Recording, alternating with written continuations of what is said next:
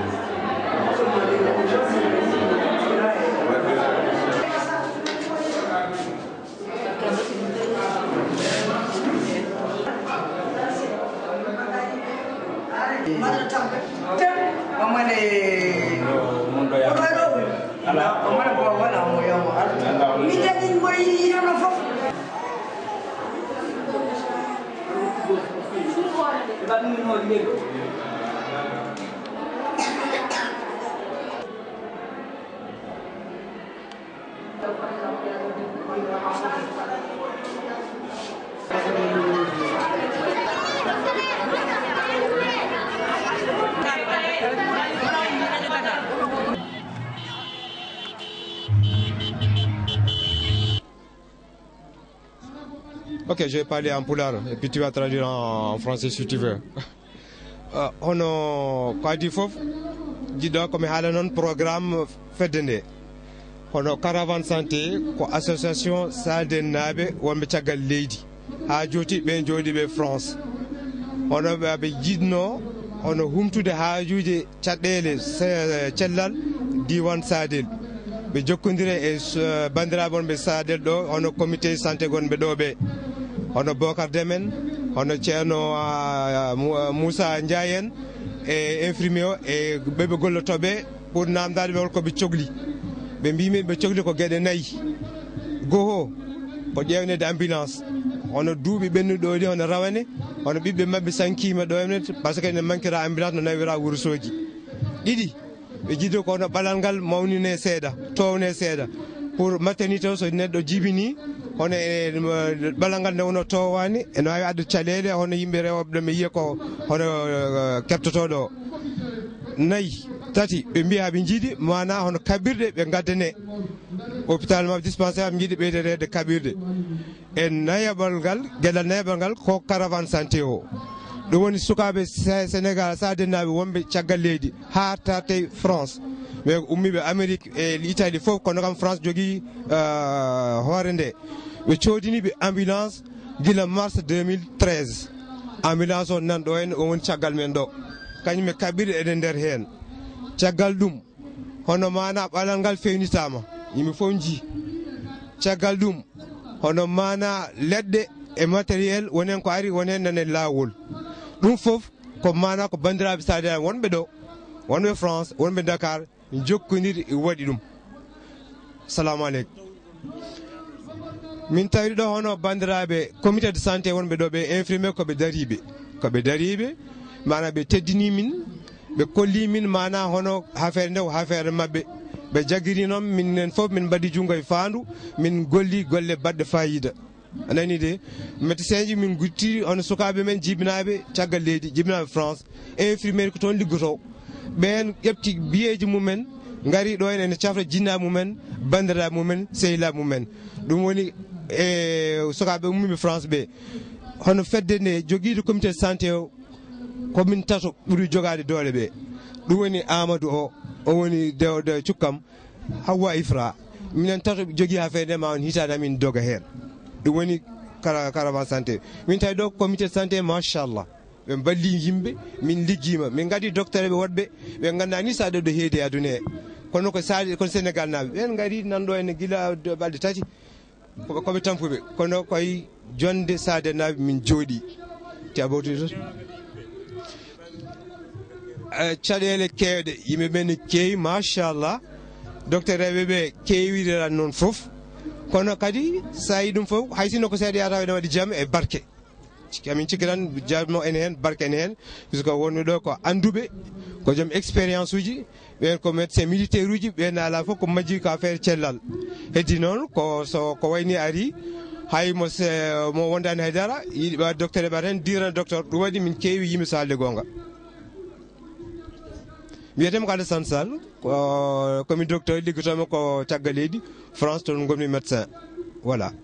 Je m'appelle Mamadou Sall, donc je suis secrétaire général de l'association Solidarité Sadeloise basée en France. Donc le but aujourd'hui c'est la caravane santé de Sadel qui est conduit par Dr Alassane Sall ici présent, Monsieur Amadou Moussa Ndiaye et Madame Hawa Ifra Ndongo. Et des jeunes, les jeunes qui sont nés en France, grandis en France, qui ont fait leur éducation dans le domaine de la santé, donc qui sont venus à Sadel pour soigner leurs parents, leurs cousins, leurs frères et sœurs. Donc voilà, nous remercions tout le Sadel. Et voilà, c'est le but. Et l'ambulance qui est venue aujourd'hui, c'est les Sadelois qui sont en France, qui ont vraiment donné un cadeau au dispensaire de Sadel et à tous les Sadelois. Voilà, voilà notre programme. Je suis secrétaire général de l'association de Sadel, je suis en France. Oui, je suis secrétaire général de l'association parce que c'est l'association qui a conduit le programme, qui a fait la caravane. Mamadou Ali Sall. Jibina ha ɓiɓɓa men jibinama France gartiɗo ene cafra ene gartira gandal mumen ɗo ko ɗum min ñaguino Allah hande ɗo min goni ɗo ɗum ɗo foof sa yi waɗi cuusal amen e moteur amen ko jogade min docteur jibinande Sadel ardade ha min cuusi ɓiɓɓe amen jibine gone docteur eɓe ndewa caggal makko kono oɗon gandi oto yaata tawa ala moteur amen foof Sadel hande association tout Sadel moteur o ko Mamadou Ali Sall kala ɗo tawa yimɓeɓe nandirat président o ko Samuel Thiam kono hamin jetta Allah hamin jetta Sadel naaɓe fof wonɓe toon cukalele manguel joguiɗo kayɗe mo ala hande darani tan ko yo Sadel won min ngala haaju minen goɗɗum sona yo Sadel ɓamto minen yummiraɓe min ñaagui Allah ɓiɓɓe amen wonɓe toon ɓe kala ko dañi yo gartirɗo yo Sadel wontu New York ko ɗum min ñaagui Allah Sadel wonta Amérique ko min dañi toon fof min gartira kala ko ɓe dañi yo artuɗo ko ɗum tan on jarama noon Sadel naɓe jaɓɓima min sukaɓe wonɓe ɗo ɓe Bocar Daouda Deme Den Moussa Ndiaye kamɓe fof ɓe jaɓɓima ɓe teddinima Biri Sarr vraiment on jarama onon tout on jarama merci beaucoup voilà Hawa Ifra Ndongo min koye fedde association gonmi santé Sadel Donc, assalamu alaikum, moi je me présente, je m'appelle Ahmed Moussa Ndiaye, je suis Sadelois, j'accompagne la caravane et je l'ai co-organisée avec Alsan Sall et Hawaii Vrandong. Et concernant aussi les filles qui nous ont accompagnés, ce sont des jeunes, comme on dit en France, issus de l'immigration de la première et la deuxième génération, qui ont fait leurs études en France, qui ont appris, qui ont eu leur diplôme d'État et qui exercent dans le domaine médical en France. Nous leur avons parlé du projet pour venir en Afrique, pour venir au Sénégal et un peu particulièrement à Sadel, la ville natale de leurs parents, pour prodiguer des soins. Ils ont tous été d'accord et ils sont aujourd'hui présents. Donc pour les remercier, je préfère les nominer un par un. Donc il y a Aïssata Sy, il y a Aïssata Konté, il y a Hapsatou Konté. Et je remercie aussi les médecins sénégalais et infirmiers, Sadelois aussi, Mohamed Sow et Dr Touré, que nous avons trouvés à Dakar, qui nous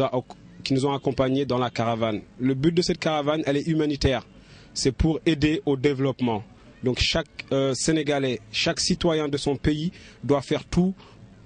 manœuvrer pour que la population africaine, pour que la population sénégalaise et sadeloise en particulier se porte de mieux en mieux. Donc la santé a un coût, mais sans la santé, nous ne pourrons arriver à rien. Si on est malade, nous ne pourrons pas nous développer. Donc voilà pourquoi nous nous sommes battus pendant 1 an pour organiser cette caravane et acheter cette ambulance pour l'offrir aux Sadelois, achetée par les Sadelois pour les Sadelois. Et je vous remercie. Ahmed Moussa Ndiaye. Donc voilà. Bah, moi je suis chargé de tout ce qui est santé. Je suis dans la section santé de l'association Solidarité Sadeloise Sahel Sénégal qui est basée en France à Paris. En fait, mi samini mon mi jarenma mon ko weltare tan vraiment ko garmi ɗo henne ko jam tan dañmi ɗo henne e kadi mbiɗa ñaagui kadi yo Allah ɓeydu jaam. En fait min komi haalpular wonmi ko nder haalpular en mi wawa dañde ko ɓuuri moon mbiɗa wawno waɗde affecté mi yaha Casamance. Je n'y peux rien parce que mi neɗɗo état, mais vraiment Alassane Sall depuis ganduɗa henne min gandodiri le projet est mis en place, nous comprendrons. On développe on note à chaque instant. Le projet vraiment, je vous remercie de passage. Aussi, nous avons un comité santé Sadel. Parce que nous avons un baby d'habitude de Nangil comme le pido ni. D'ailleurs, ça, quand on mime, et moi, je vais yanidum. Quand on a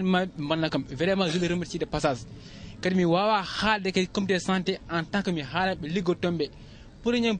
pamuɗo koyngal nde mimiɓe ko onon goni onon goni famille am woni Houlé Bocar woni Hawa Amadou Diaw woni Farmal Konté Matron woni Mariata Nia kala ko dañaɗo dispensaire ko kamɓe gadi ɗum par ce que min goto mi wawa gérer dispensaire mi wawa gérer dispensaire 100 € mi wawa wadde accouchement en même temps mi waɗa consultation mi wawa wadde pansement mi wawa wadde injection 100 €. Vraiment je les remercie de passage e mbiɗa ñaagui kadi Allah kadi on kadi françaɓe mbattonemaɓe haqqille no fewi par ce que koɓe keɓat ɗen ko c'est une goutte d'eau dans la mer mbattonemaɓe haqqille onon no wuuro ngo kadi mbattonemaɓe haqqille par ce que koɓe jogui kamɓe sont des éléments importants pour la population hoto jeeyeɓe towoneɓe dow min ala probléme min haydara mais son toniɓe dow tan on toni kam dow vraiment mbattonemaɓe haqqille et aussi kadi je remercie kadi o Oumar Konté ambulancier amen o à chaque instant kala no gummin momi omo dari je remercie que de passage Abdoulaye Ba kañum woni gardien amen vraiment ɗo hen RAS mi weltima quoi yo Allah nawru ɗum yesso e kadi min ñaagui he duwaw kam cukalel kamin darto duwa tan sans duwa ko mi wawa yaade on jarama mana caravane o mi famni on ko adi yimɓe ko jiida e matériel o gaddaɗo ambulance gaddaɗo o hono maternité o hande omo uddite omo waɗe inauguré e inauguration hono hohoɓe ene gummi hohoɓe leydi ndi gouverneur e woɗɓe ene teddina ɗum paamen noon hono ngal teddugal aussi hono banden Amadou Konté kañum ko hen jeeya koye walluɓe ha feere no yaari yeeso ɓen fof e mana ene fof goto fof ɓe kolli koɓe saade naɓe mbaɗen juuɗe mabɓe donc maternité ene uddite e teddungal autorité gouverneur nara ɗo henna woɗɓe ko wani des opérateurs économique communauté président communauté rural Bokki Diawe mais fof ene tawtere joni guddital ngal so ɗum ɓenni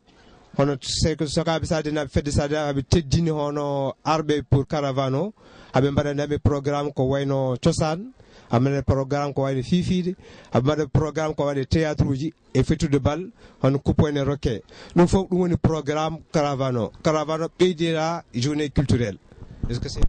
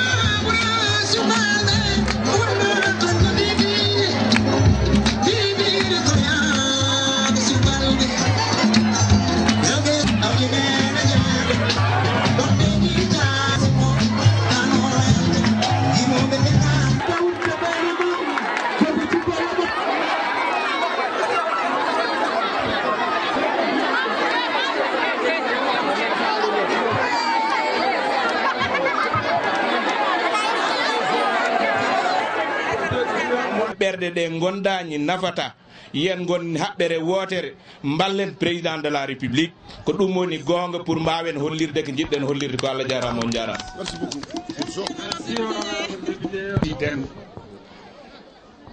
ɗo hande ko ñalawma mawɗo